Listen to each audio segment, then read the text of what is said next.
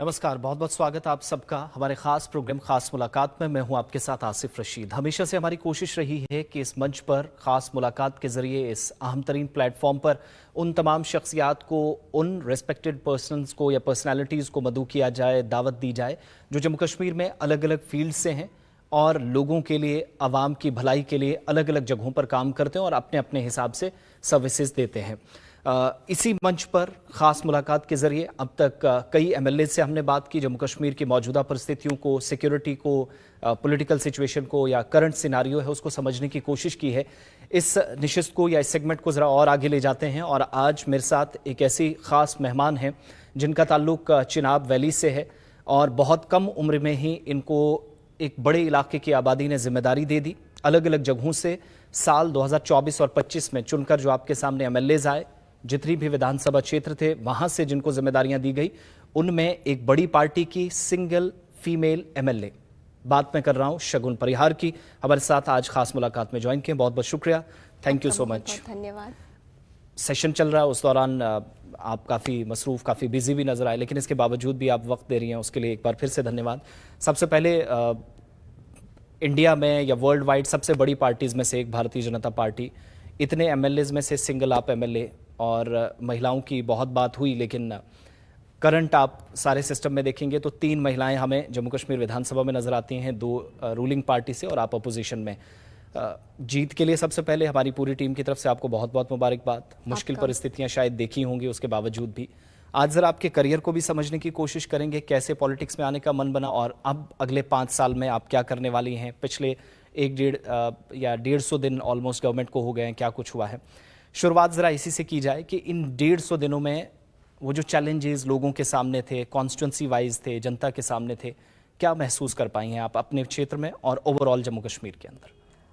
हमारी ओवरऑल देखा जाए तो हमारी किश्तवाड़ की कॉन्स्टिट्यूंसी में बहुत ज़्यादा चैलेंजेस हैं। अगर हम रोड्स का ही देख लें तो मेरे कुछ इलाके ऐसे हैं, टागूद है, कुंतवाड़ा है, तच्छन है, जहाँ अभी भी रोड्स नहीं है, जहाँ अभी भी नेटवर्क नहीं है।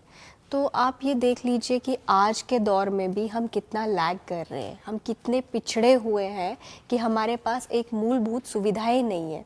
जहां आपको अगर एक फ़ोन कॉल कनेक्ट करनी है तो आपको 2 घंटे पैदल चल के जाना है और उसके बाद आप किसी से बात कर सकते हैं। अभी उमर साहब ने स्मार्ट क्लासेस की बात की थी, तो मैंने असेंबली में यही कहा, आप स्मार्ट क्लासेस की तो बात कर रहे हैं, लेकिन ये स्मार्ट क्लासेस लगेंगी कैसे जब नेटवर्क ही नहीं है, रोड्स ही नहीं है। तो पहले एटलीस्ट 2-3 जगहें हमारी हैं दक्षिण की जहाँ नेटवर्क नहीं है, कुंतवाड़ा की 1-2 जगहें हैं जहाँ नेटवर्क नहीं है। तो पहले वहाँ एटलीस्ट नेटवर्क फैसिलिटी हो, तब जाके हम स्मार्ट क्लासेस ऑपरेट करवाएंगे। उसके अलावा हमारे बहुत से इलाके ऐसे हैं जहाँ पे NTPHCs नहीं है। NTPHC छोड़ दीजिए, वहाँ डिस्पेंसरीज तक नहीं है। तो अभी भी मैंने गवर्नमेंट से कहा है, आप एटलीस्ट हमारे उन एरियाज़ में NTPHCs दें, स्कूल्स दें। कई एरियाज़ ऐसे जहाँ आज तक हाई सेकेंडरी नहीं है। मतलब आप यकीन मान सकते हैं कि 10 घंटे पैदल चलेंगे बच्चे और उसके बाद भी उनको हाई स्कूल ही मिलेगा, हाई सेकेंडरी नहीं मिलेगा, कॉलेज तो बहुत दूर की बात है। तो अभी मैंने सरकार से, मौजूदा सरकार से यही मांग की है कि किश्तवाड़ के टागूद में, ठकराई में, कुंतवाड़ा में एटलीस्ट NTPHCs तो होने चाहिए, साथ में हाई सेकेंडरी स्कूल्स भी होने चाहिए। क्योंकि हाई सेकेंडरी स्कूल के बिना मुझे लगता है वहाँ की मैक्सिमम बेटियाँ, चलो बेटों को फिर बाहर भेज दिया जाता है, लेकिन बेटियों की क्वालिफिकेशन 10th तक ही रह जाती है। क्योंकि पूरा इलाका मैं घूमी हूँ, हार्डली ही कोई लड़की मुझे मिलेगी जिसने 12वीं पास किया होगा। तो बड़ा अफसोस होता है कि आज के टाइम पे हमारी बेटियां 12वीं भी नहीं है, जहां लोग PhD और पोस्ट डॉक्टोरल्स की बात कर रहे हैं। 150 दिनों में आपने जो बेसिक कम्युनिटीज हैं और वो जो दर्द है बेसिकली आवाम का, हर कॉन्स्टिट्यूंसी का, वो आपने महसूस किया है? हाँ, दर्द तो है ही। आप देखिए ना कि अगर हमारी बेटियां आत्मनिर्भर ही नहीं होंगी तो कल को वो हमेशा किसी ना किसी पे डिपेंड रहेंगी। मैं खुद एक बेटी हूँ, तो अगर मेरे पापा ने मुझे इतना सक्षम बनाया है तो मैं चाहती हूँ हमारी बेटियां भी उसी तरह सक्षम होनी चाहिए कि कल को उन्हें किसी के आगे हाथ ना फैलाने पड़े, राह दिखाने की जरूरत है। तो उस चीज़ के लिए उनको सबसे पहले क्वालिफिकेशन होनी चाहिए, उसके बाद वो जॉब्स करेंगी। लेकिन उन बेचारों को तो स्कूल ही नहीं मिल रहे, तो अभी मौजूदा सरकार से हमने यही कहा है, अभी तो हम विपक्ष में बैठे हैं, तो विपक्ष की भूमिका यही रहती है कि सत्ता पक्ष को उनके काम याद कराते रहे। उनको हम अभी याद करा रहे हैं कि वहाँ पे NTPHCs की ज़रूरत है, स्कूल्स की ज़रूरत है, कॉलेजेस की ज़रूरत है। अच्छा, अब मैं इन बेसिक इश्यूज पर ज़रा और आऊँगा, आपकी कॉन्स्टिट्यूंसी को ज़रा समझने की कोशिश करेंगे, क्योंकि ये चुनाव जब हुआ तो डिलिमिटेशन के बाद ये पहला चुनाव था जम्मू कश्मीर में, और 370 धारा डाइल्यूशन के बाद भी।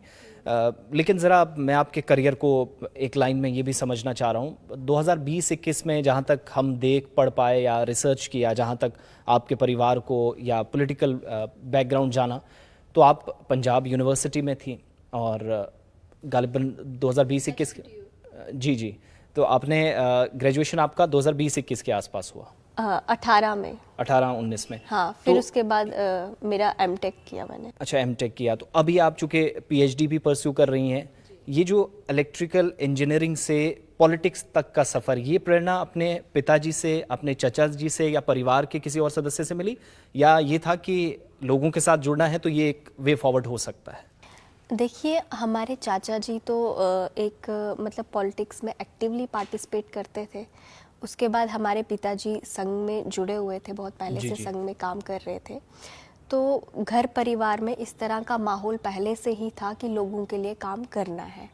तो पार्टी ने डिसाइड किया कि किश्तवाड़ से चुनाव लड़ना है, और किश्तवाड़ आप सभी को पता है कि सबसे टफेस्ट कॉन्स्टिट्यूंसी थी, कोई इजी तो था नहीं वहाँ जीतना।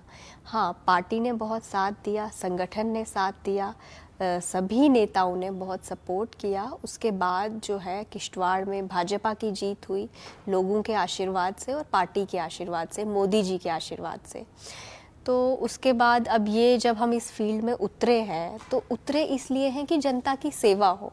बस यहाँ पे हम थोड़ा पिछड़ गए कि हम सरकार में नहीं है, लेकिन जो सत्ता में है हमारा ये पूरा रोल उनका भी बड़ा है। उनका रोल बड़ा है। अब हम विपक्ष में रह के यही उनको याद करा सकते हैं कि यहाँ पे हमारी ये चीज़ें नहीं हुई हैं, यहाँ पे ये चीज़ें होनी चाहिए, लेकिन करना नहीं करना वो पावर उनके हाथ में है। अब हम भी देखते हैं कि वो कितनी चीज़ें करते हैं। ये चूँकि अभी 150 वैसे 140-50 दिनों में जो कुछ हुआ है, उसमें जब आपके पार्टी के लोगों से भी राय ली तो वो कहते हैं शायद थोड़ा सा समय देना होगा, फिर रिपोर्ट कार्ड पूरी तरीके से सामने आएगा। जब आपने चैलेंजेस की बात की, अपने परिवार की तरफ आप ले गई, साल 2018 में जब आप कह रही हैं कॉलेज से आप फारिग भी हो रही निकल रही थी, तो एक बड़ा अनफॉर्चुनेट इंसिडेंट हुआ। नवंबर का महीना था, आपके पिताजी और आपके चचा जी, जो अब हमारे बीच में नहीं है जब आज बात कर रहे हैं, कितना मुश्किल समय था, क्योंकि अगली राह आपकी पॉलिटिक्स की तरफ भी थी, परिवार भी था, बाकी सारी चीज़ें भी देखनी थी, और अभी कॉलेज से निकले थे जहाँ पर बहुत सारी चीज़ें एक इंसान के लिए डेवलप हो रही होती हैं। बहुत कठिनाइयाँ परिवार के अंदर पर्सनली रही होंगी, कैसे ओवरकम किया इन सारे चैलेंजेस को? अब इस चीज़ पे मैं क्या ही बोल सकती हूँ, ये तो परमात्मा ही बाहर निकालता है, जिंदगी और मौत उसके हाथ है ना, ये सब चीज़ें परमात्मा के हाथ में होती है। बाकी ये दुख तो मतलब कभी ख़त्म होने वाला नहीं है। तो मैं कोशिश करती हूँ मैं कम से कम बात करूँ इस बारे में, क्योंकि मैं इमोशनल हो जाती हूँ इस बात पे। हाँ, ये है कि वो बहुत मुश्किल दौर था, लेकिन परमात्मा का साथ रहा, मेरी पार्टी का हर कदम पे हमारे मतलब साथ खड़े रहना इस दुख की घड़ी में, विशेषकर पार्टी के जितने भी लोग हैं और किश्तवाड़ से सुनील शर्मा जी, वो हर समय पे हमारे साथ खड़े रहे।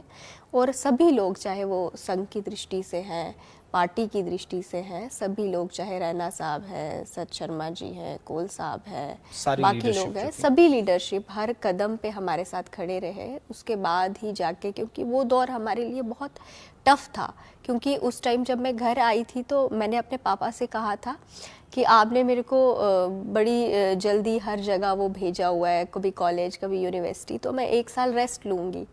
तो उस टाइम अचानक से ये इस तरह की चीज़ें हो जाना, अब मैंने सोचा था कि कुछ टाइम हमें उनके साथ मिलेगा बैठने के लिए, लेकिन भगवान को कुछ और ही मंजूर था। ये मुश्किल परिस्थितियाँ, मैं आपके जज्बात को समझ सकता हूँ। ज़रा अगली लाइन पे आ जाते हैं, जहाँ से आपने काम 8 अक्टूबर के बाद शुरू किया है, जीत आपको मिली। ये कैंपेनिंग के दौरान हम देख रहे थे बड़े सॉफ्ट स्पोकन, लोगों के साथ कनेक्ट रहने की वो अपनी लैंग्वेज, अपना वो तरीका बोलचाल का, जहाँ हम इलेक्शन कैंपेन में देखते हैं गाली गलौज, बदतमीज़ी, और यहाँ तक कि पॉलिटिक्स में आज तो हम देख रहे हैं कि न्यू नॉर्मल बन गया किसी को गाली देना। लेकिन आपकी लाइन डिफरेंट थी, फिर एक महिला होने के नाते भी चैलेंजेस बहुत सारे रहे होंगे। फिर आपके सामने आपकी कॉन्स्टिट्यूंसी में फॉर्मर होम मिनिस्टर थे, फॉर्मर स्टेट के, और फॉर्मर एमएलसी और बाकी तमाम लोग। फिर डिलिमिटेशन के बाद पहला ज़्यादा कठिनाइयाँ थी, या लग रहा था, कॉन्फिडेंट थे कि ये सब चीज़ें अपनी जगह, लेकिन जनता के साथ जो रिश्ता आपका, आपके परिवार का है, वो आपको बाहर निकाल ले जाएगा इस चीज़ से? कॉन्स्टिट्यूंसी में सबसे ज़्यादा टफ चीज़ अगर मुझे कोई लगी तो हम लोग इतने बैकवर्ड हैं अभी भी कि हमें 10 घंटे पैदल चलना पड़ता है एक गांव से दूसरे गांव पहुंचने के रूरल लिए। एरियाज में। हाँ, उसके अलावा जब भी मतलब जैसे ही ये नाम अनाउंस हुआ, मैं घर से बाहर निकली, जिस तरह से लोगों ने मुझे प्यार और आशीर्वाद दिया, तो और एक ही जगह नहीं, मैं जिस भी जगह जा रही थी, मेरे कुछ कहने से पहले ही वहाँ पे लोगों का जन सैलाब मतलब इमोशनल होता था, उमड़ के आता था। और जिस तरह से वो फूलों की वर्षा करते थे, तो मुझे लगता था कि ये इलेक्शन बीजेपी जीत जाएगी किश्तवाड़ से। और शायद सबको ये लग ही रहा था, क्योंकि लोग इतना प्यार बड़े कम लोगों को देते हैं। लेकिन ये परमात्मा की कृपा रही, मेरे पार्टी का आशीर्वाद रहा, संगठनों का आशीर्वाद रहा कि मेरे किश्तवाड़ के लोगों ने मुझे बहुत प्यार दिया।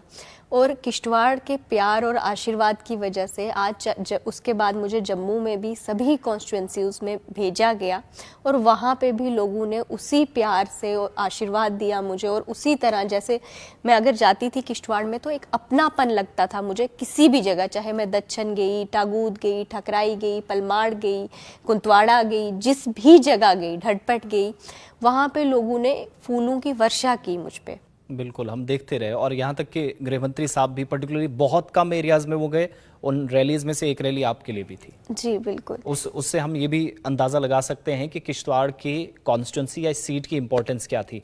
फिर एक चीज़ और भी हमने देखा इस पूरी कैंपेन के दौरान, काफ़ी ज़्यादा बातें अलग अलग तरह की हुई अपने अपने हिसाब से, लेकिन वो जो इमोशनल कनेक्शन था वो एमएलए बनने तक, या जब नतीजे आए उसके बाद जो जिम्मेदारी आप पर पार्टी ने, फिर लोगों ने आपको जिम्मेदारी और थोड़ा बोझ बढ़ा दी। महसूस होता है कि इतनी बड़ी आबादी है, अब जो हारे हैं वो भी आपकी कॉन्स्टिट्यूंसी में हैं, जिन्होंने वोट नहीं दिया वो भी है, तो कॉन्स्टिट्यूंसी बड़ी है। सिक्योरिटी के पर्सपेक्टिव से पास्ट में काफ़ी चैलेंजेस रहे हैं इस एरिया के अंदर, तो वो जिम्मेदारी का एहसास होता है कि दबाव है। शायद 5 साल तो क्या 50 साल भी कम पड़ सकते हैं उस हिसाब से।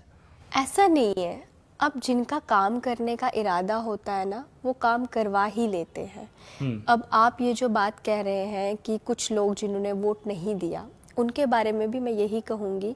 अब देखिए, पिछली जो सरकारें थी, उन्होंने उन लोगों के लिए काम नहीं किया जिन्होंने उनको वोट नहीं दिया।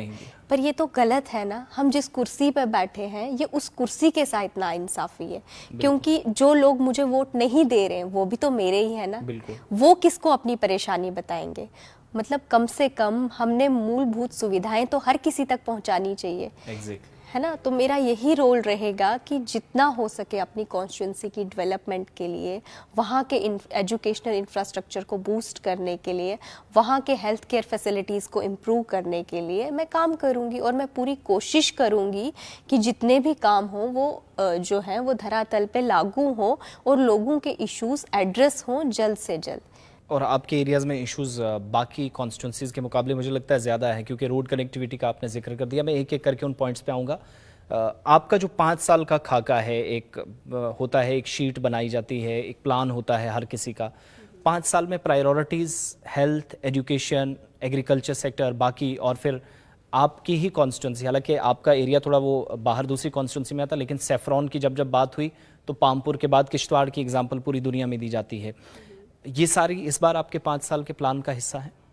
हाँ बिल्कुल। अब देखिए ना, आजकल एग्री बिजनेस को प्रमोट कर रहे हैं लोग। बिल्कुल। बड़ी जगहों पे एग्री बिजनेस के लिए लोग अपनी जॉब्स छोड़ रहे हैं, एमएनसीज की जॉब्स। तो अभी भी मैंने कुछ दिन पहले बात की थी कि हम कुछ अपने एरियाज आइडेंटिफाई करके वहाँ पे हम कीवी की वो करवाते हैं, या वॉलनट के जो है वो पेड़ लगवाते हैं। कुछ ना कुछ किसी ना किसी जगह जो है वो एटलीस्ट लोगों को जो है एक सरमाया चल सके, क्योंकि एग्रीकल्चर को लोग भी बेहतर जानते हैं। कुछ क्रॉप्स ऐसी मतलब ग्रोथ करवाई जाए जिनकी, जिससे लोगों का जो है वो एटलीस्ट घर चल पाए। तो कोशिश कर रहे हैं कि हर तरीके से हमारे लोगों को फ़ायदा हो, हमारे लोग सरवाइव करें और वो खुद तो सरवाइव करें, साथ में अपने बच्चों को इस तरह का सपोर्ट सिस्टम दें कि उनके बच्चे आगे पढ़ें। फिर ये जो डिफरेंट कॉन्स्टिट्यूंसीज में हम देख रहे हैं, ज़्यादा चैलेंजेस यही हैं, बिजली, पानी, सड़क के। रोड कनेक्टिविटी, ये जो शुरुआती आपके 3-4 महीने गुजरे हैं, क्या मैटर कंसर्न मिनिस्ट्री के साथ, सरकार के साथ टेकअप हुए हैं और कोई डेवलपमेंट उसके बाद हुई कि किसी सड़क का काम पूरा हुआ? और बहुत सारे एरियाज़ में ऐसी सड़कें जो किश्तवाड़ से डेली बेसिस पे हमें कॉल्स भी मौसूल होती हैं आपकी कॉन्स्टिट्यूंसी से कि सड़कें पहले बनाने की कोशिश हुई, आधा अधूरा काम बीच में किसी वजह से छोड़ दी गई, कुछ कहते हैं फंड्स नहीं, कहीं पर कोई डिस्प्यूट, तो वो रोड्स भी प्रायोरिटी पर हैं और नया क्या बन रहा है? देखिए, इसमें अभी जो आपने बात कही, ये सबसे पहले तो मैं कह दूं कि रोड्स को लेके मोदी जी की पॉलिसी थी अभी 250 की जो पॉपुलेशन रेंज है, वो एरियाज़ को जो है उन हैबिटेशंस को टच करना था।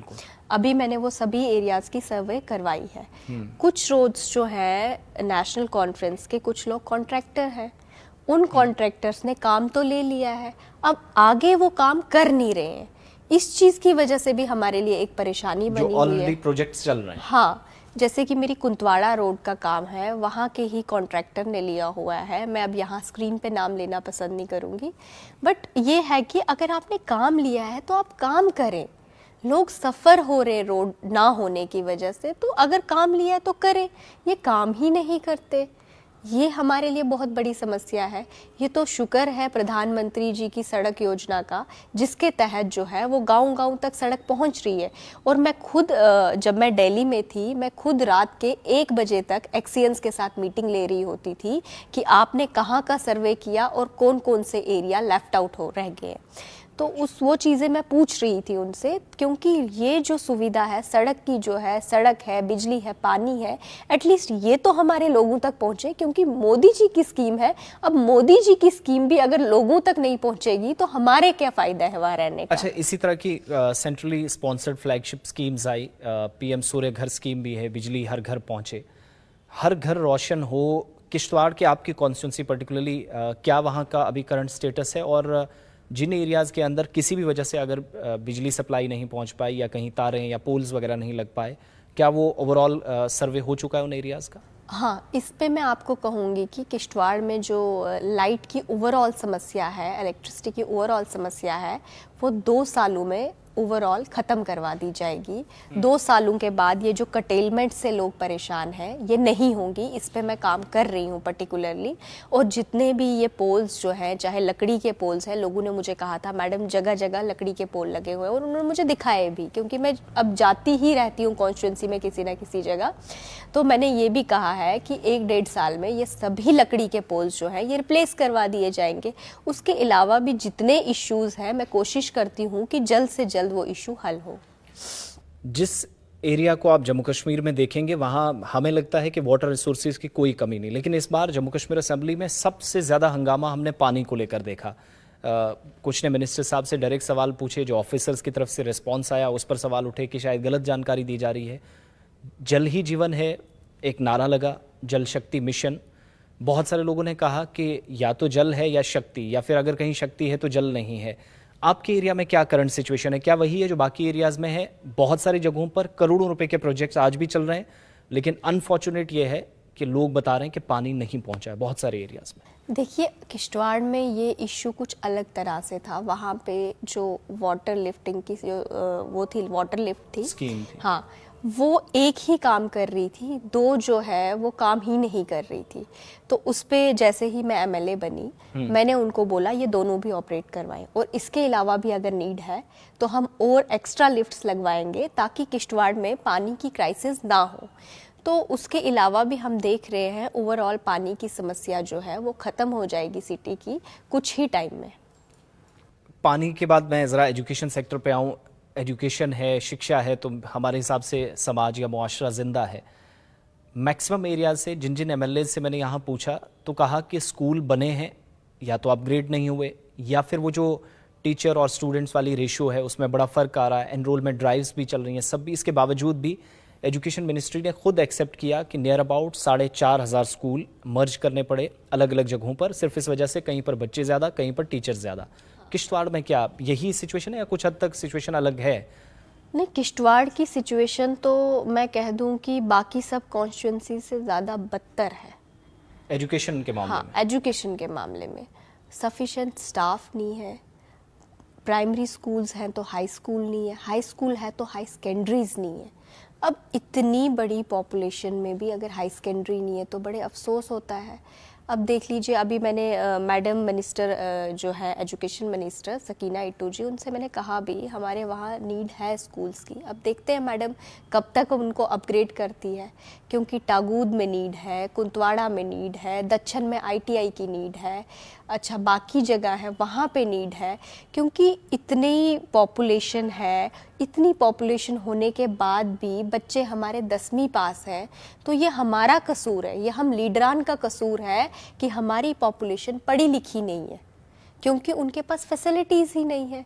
अगर जो टीचर जा रहे हैं स्कूल में, अगर वो अच्छे से पढ़ा ही नहीं पा रहे हैं बच्चों को, तो ये भी हमारी ही गलती है। और वैकेंसीज भी होंगी, हाँ, वैकेंसीज भी बहुत सारी है। इवन मैं अभी आपको एजुकेशन का आप देख लीजिए, 2 टीचर्स होंगे स्कूल में, वो 2 टीचर्स भी क्या ही पढ़ाएंगे बेचारे, सफिशेंट स्टाफ ही नहीं है। सफिशेंट स्टाफ होगा तो एक पर्टिकुलर सब्जेक्ट का टीचर पर्टिकुलर सब्जेक्ट पढ़ाएगा और वो उतने बच्चों को जब एड्रेस करेगा तो बच्चों को समझ आएगा। टीचर्स ओवरबर्डन है, तो उस ओवरबर्डन की चलते चलते वो पढ़ाते ही नहीं है। अच्छा, एजुकेशन सेक्टर की आपने बात की तो किश्तवाड़ ITI से कुछ कॉल्स हमें मौसूल हुई, नंबर्स हमारे पास हैं, डिटेल सारी हैं, जिनने कहा कि हम यहाँ पर कर्मचारी हैं जो गेट कीपर से लेकर बाकी तमाम लोग काम करते हैं, लेकिन 6-6, 8-8, 9-9 साल हो गए, सैलरीज नहीं मिल रही हैं, जो शायद पहले हो सकता है किसी और इंस्टीट्यूशन के साथ हों, लेकिन जब वो जो बता रहे हैं मैं उनके अकॉर्डिंगली बता रहा हूँ, जो एग्जैक्ट उनने वर्ड्स का इस्तेमाल किया कि ITI जब से बना है सैलरीज ही नहीं मिल रही। ये आपके नोटिस में ये मामला कहीं आया?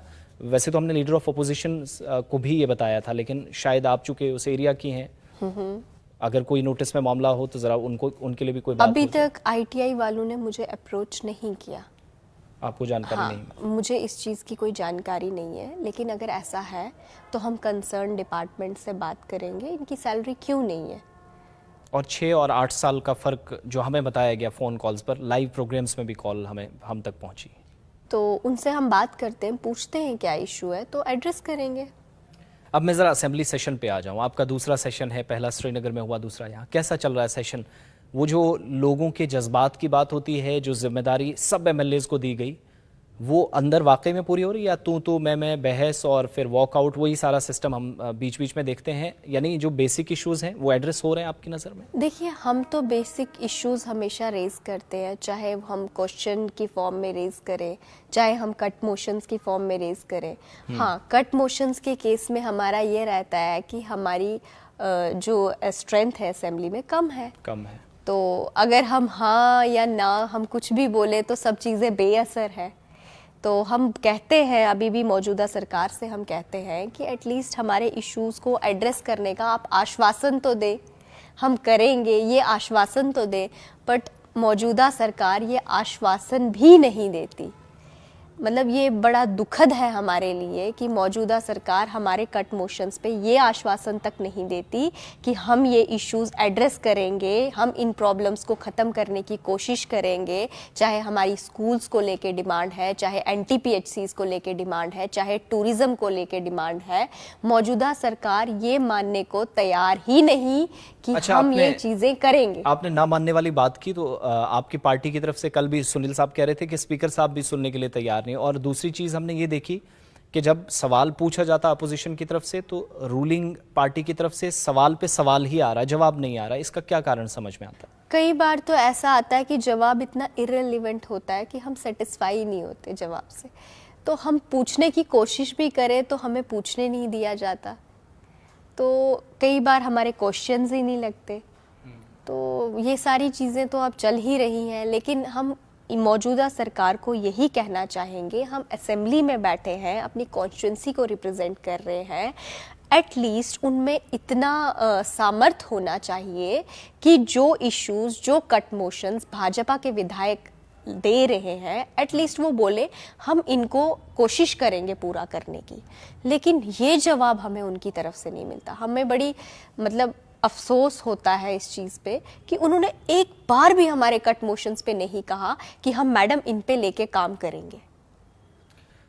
तवक्को या उम्मीद की जानी चाहिए आने वाले दिनों में इस पर बात हो। एक इम्पॉर्टेंट पॉइंट मैं आपकी ज़बान से इसको समझना चाह रहा हूँ। जब भी एमएलएज, फॉर्मर मिनिस्टर्स, विमेंस ख़ास तौर से आई तो हमने उनसे पूछा, महाराजा की हम स्टेट के अंदर हैं और महिलाओं के अधिकार की, एम्पावरमेंट की बहुत बात होती है। अनफॉर्चुनेटली 5 लोग अभी जो नॉमिनेट होने हैं वो तो बात की बात है, लेकिन 90 कॉन्स्टिट्यूंसी से 90 एमएलएज जो चुन कर आए, विधानसभा को श्रीनगर या जम्मू में हम देखते हैं सिर्फ 3 फीमेल फेसेस नजर आते हैं, शमीमा फिरदौस, सकीना इंतु, तीसरा आपका। कभी कभार दुख होता है कि बात तो हम बहुत करते हैं लेकिन शायद नाराजगी ना कर जाहिर कर पाते हो, मगर संख्या महिलाओं की कम देखकर एज ए रेस्पॉन्सिबल सिटीजन लगता है कि अभी भी शायद इम्पोर्टेंस समझी नहीं जा रही है। अब ऐसा तो है नहीं। अब देखिए, जहाँ पार्टी टिकट देगी वहीं पे कोई चुनाव लड़ेगा और चुनाव लड़ के ही कोई असेंबली में बैठेगा। और रही बात संख्या कम होने की, वो तो असेंबली में भी है, पार्लियामेंट में भी है, हर जगह महिलाओं की संख्या कम ही है। अभी देखते हैं इसको लेके और भी बड़े लोग हैं, मिनिस्टर्स हैं, सेंटर है बात करने के लिए, इस पे काफ़ी लोग हैं बात करने के लिए। अगर पार्टियां सारी मिलकर, नेशनल कॉन्फ्रेंस भी 40+ एमएलएज लेकर आई, कांग्रेस के कम ही रहे, आपकी पार्टी से सिंगल आ पाए, अगर पार्टियां कोशिश करें तो क्या इस नंबर को बढ़ाया जा सकता है? क्योंकि ऑलरेडी केंद्र सरकार ने 33% रिजर्वेशन की बात कर रखी है। अब देखिए वो कब तक लागू होता है। जिम्मेदारियां पार्टियों पर भी बढ़ी हैं हमारे हिसाब से। अब देखते हैं इस पे पार्टी की, सेंटर की लीडरशिप का क्या निर्णय होगा। तो हम सब जो है उनके आगे मतलब वो जैसे कहेंगे हम वैसे चलेंगे। बाकी ये सब चीज़ें तो सेंटर डिसाइड करता है। पार्टी की टॉप लीडरशिप पर बहुत डिपेंड है। एक दो चीज़ें मैं और उसके बाद प्रोग्राम को क्लोज करेंगे। एक तो ये कि जम्मू कश्मीर की तमाम कॉन्स्टिट्यूंसीज में बहुत सारे इश्यूज हैं, लेकिन असेंबली के अंदर हम देख रहे हैं कि हंगामा 370 पर या स्टेटहुड पर ज़्यादा, जो ऑलरेडी जिन पर केंद्र अपना रुख साफ कर चुका है। एक को कहा जा रहा है, आज भी इनफैक्ट राज्यसभा के अंदर थोड़ी देर पहले गृह मंत्री जी बात कर रहे थे तो कह रहे थे 370 के बाद ये हुआ, सारी चीज़ें 370 अब टॉपिक का हिस्सा, टॉपिक नहीं है तो इस पर बात नहीं करेंगे। लेकिन स्टेटहुड जिस पर ऑलरेडी केंद्र कह चुका है, 370 पे अभी बहुत से लोग कह रहे हैं, लेकिन उमर अब्दुल्ला जी ने खुद ये मान लिया है कि 370 जैसी कोई भी चीज़ अब वापस आने वाली नहीं है। ये बीबीसी के इंटरव्यू में उन्होंने कहा है। तो अगर असेंबली में कोई उनके एमएलएज ये मसला रेज करते हैं, मतलब क्या ये आपस में डिस्कस नहीं करते? उमर साहब कह रहे हैं हम जिस सरकार ने छीना हम उससे उम्मीद नहीं रख रहे हैं। नहीं, उमर साहब ने, आप बीबीसी का इंटरव्यू चेक कर लीजिए, बिल्कुल वो कह रहे हैं मैं तो इनसे एक्सपेक्ट ही नहीं कर रहा हूँ। नहीं, उसमें तो उन्होंने कहा है, बीबीसी का इंटरव्यू आप सुन लीजिए पूरा, बिल्कुल आप पूरा सुन लीजिए। उसमें उन्होंने ये कहा है कि ये नहीं आ सकता। अब मतलब अगर वो खुद कह रहे नहीं आ सकता तो उनकी पार्टी के बाकी लीडरान क्यों कर रहे हैं ये? मतलब वो कब तक गुमराह करना है लोगों को, कभी 370 के नाम पे। रही बात स्टेटहुड की, अब आप मुझे बताओ, अगर मेरे किश्तवाड़ में आज तक भी सड़कें नहीं बनी तो स्टेटहुड ने क्या दिया?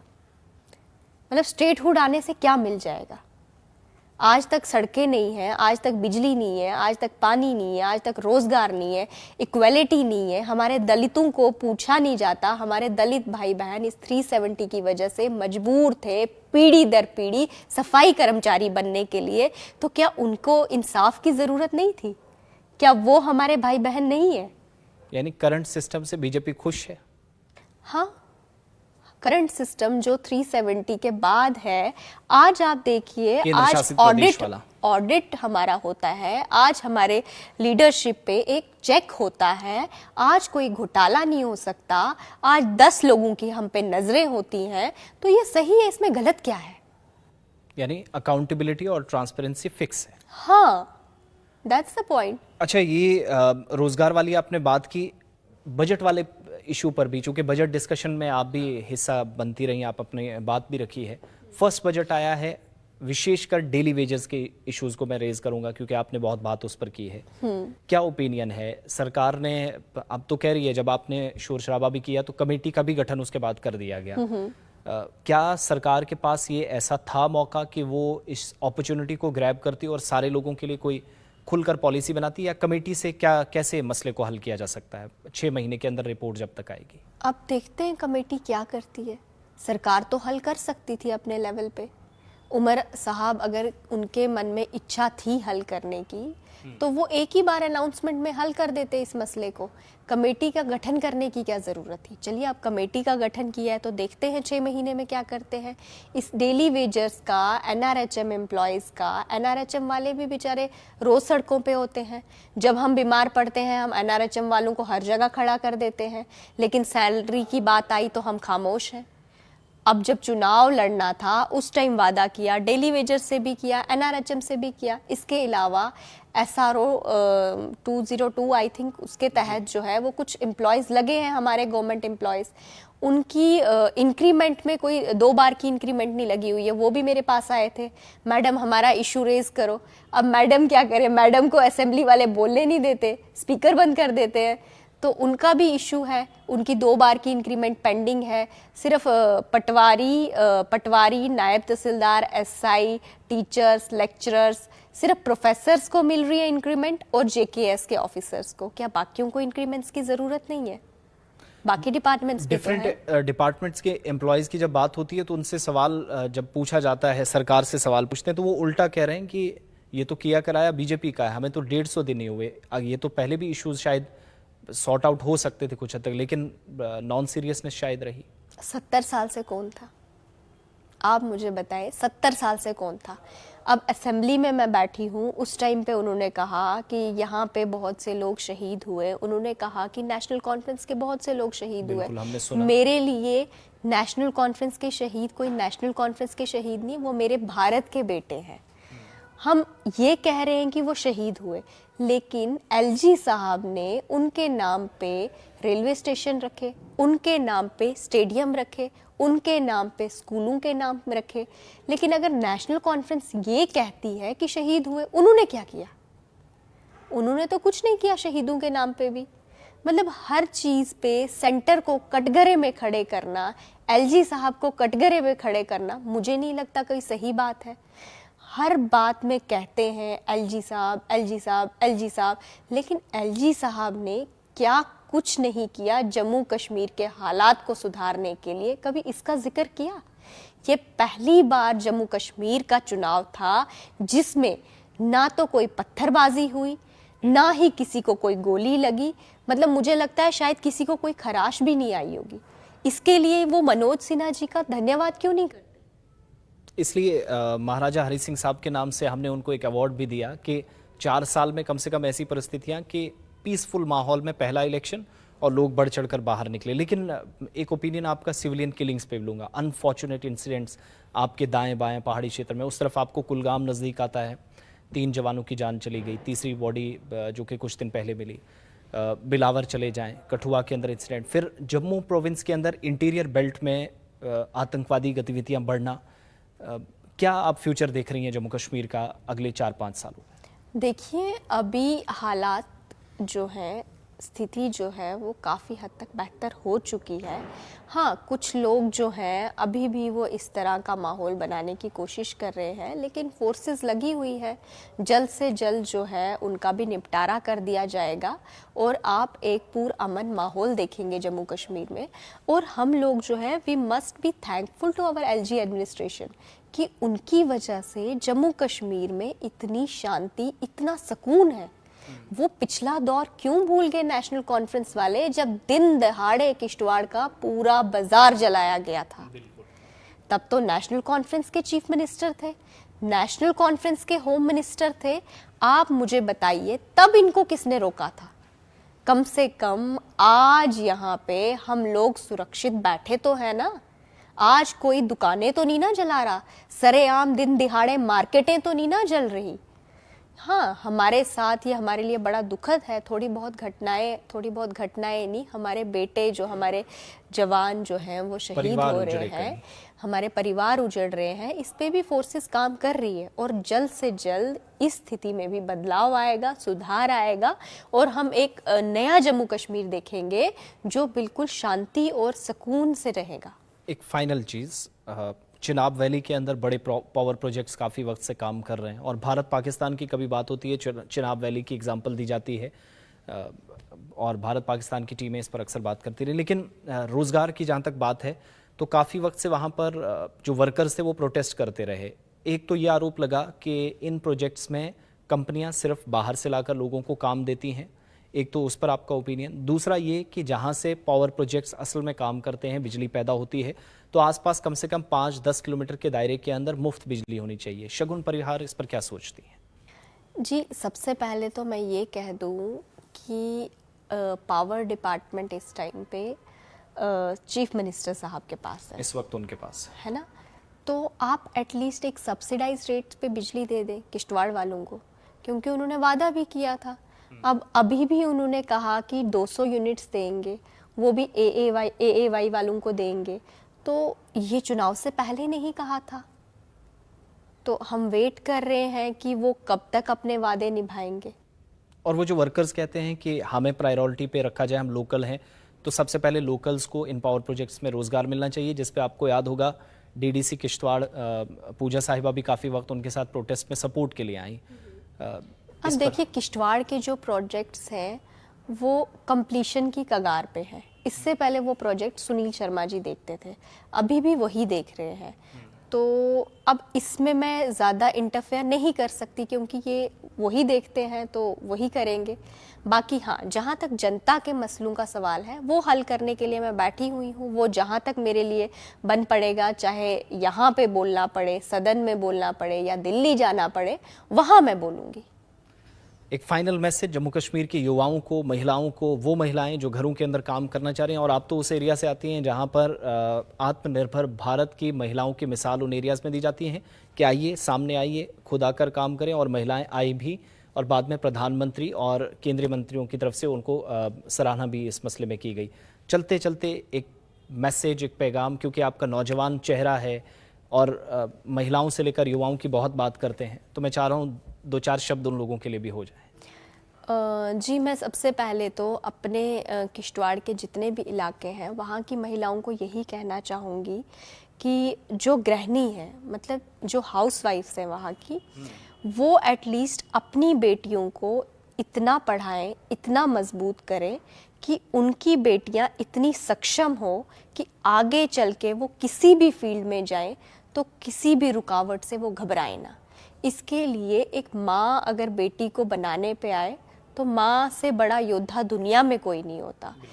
तो अब अगर हमारी माँओं की जो है वो टाइम सारा किचन में निकला, सारा रसोइयों में निकला, तो कम से कम उन माँओं की बेटियाँ पढ़ें, और वो बेटियाँ आगे पढ़ के आगे हमारे समाज में अलग अलग फील्ड्स में जाके हमारे किश्तवाड़ का, हमारे जम्मू कश्मीर का, हमारे भारत का नाम रोशन करें। थैंक यू सो मच, बहुत बहुत धन्यवाद। आपका सेशन चल रहा है, बाकी काम काज हैं, बहुत दबाव होता है क्योंकि पब्लिक आपसे मिलना चाह रही है, काम आपने करने होते हैं, इसके बावजूद भी आपने हमारे लिए समय निकाला, बहुत बहुत धन्यवाद आपका। Thank you. आप सबका भी बहुत बहुत शुक्रिया खास मुलाकात के इस सेगमेंट में हमारे साथ ज्वाइन करने के लिए। टेलीविजन स्क्रीन पर देखने और सुनने के अलावा डिफरेंट सोशल मीडिया प्लेटफॉर्म्स पर आप हमारे साथ रहिएगा।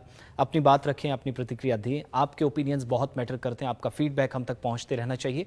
बहुत जल्द एक और पर्सनैलिटी के साथ खास मुलाकात के इस कार्यक्रम में आपकी मुलाकात करवाएंगे। आसिफ रशीद को इजाज़त दीजिए।